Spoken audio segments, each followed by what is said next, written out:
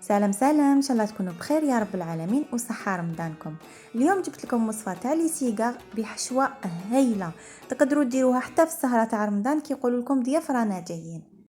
عندنا 3 كيلات كاوكاو محمص مليح، نرحوه هكذا في الخشين، نزيدوا له نص كيلو سكر، مغرفه صغيره تاع الفانيلا، مبشور تاع حبه ليمون تكون صغيره. حبيتوا تبدلوا الليمون والفانيلا بالقرفه تقدروا، اللي يحب القرفه يدير القرفه. هنا نخلطوا المكونات بماء الزهر، راح نخلوا الحشوه تاعنا تكون مفتوله، نخلوها مفتوله كيما تاع البقلاوه.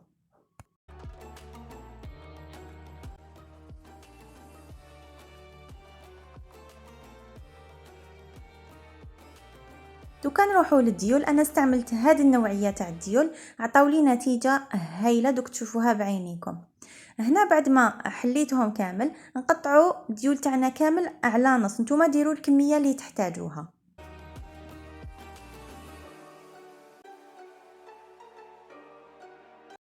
نبداو نستعملوا الحشو تاعنا بهذه الطريقه، يعني ما نستعملوا لا يدينا لا نديرو حربوش، نخلوها كيما راكم تشوفوا.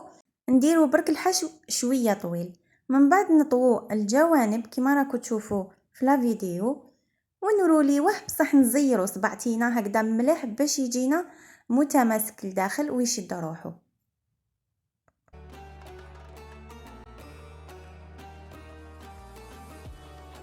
نكملوا كامل الحبات تاعنا بنفس الطريقه. حبيتوا ديروا لهم شويه بياض تاع البيض باش تلصق لكم الحافه تاعو، انا ما درتش باسكو هاد الديول هايلين وحدهم يلصقوا في الاخر.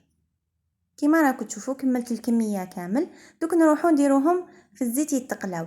انا هنا درت نص كاس تاع زيت بمغرفه كبيره تاع زبده، هكذا باش تعطيكم نكهه بنينه ويجوا مقرمشين كي تاكلوهم، ومام اذا قعدوا لكم مده طويله يبقاو لكم مقرمشين.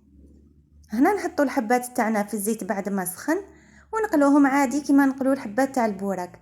وشنو هنا نقصوا لهم باش اذا حبيتوا التقرميشه تكون مليحه، نقصوا لهم باش يطيبوا للداخل.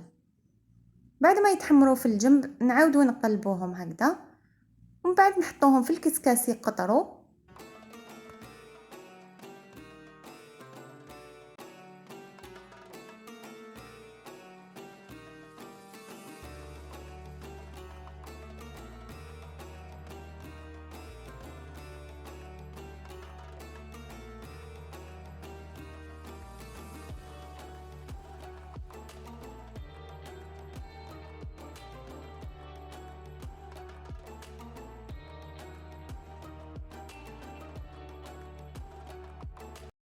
بعد ما نقليو الكميه كامل اللي عندنا نخلوهم يبردوا مليح مليح باش نروحوا نعسلوهم.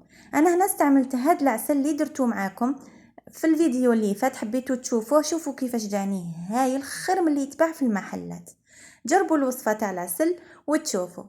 انا هنا حنعسلهم ونحطهم في طبق التقديم.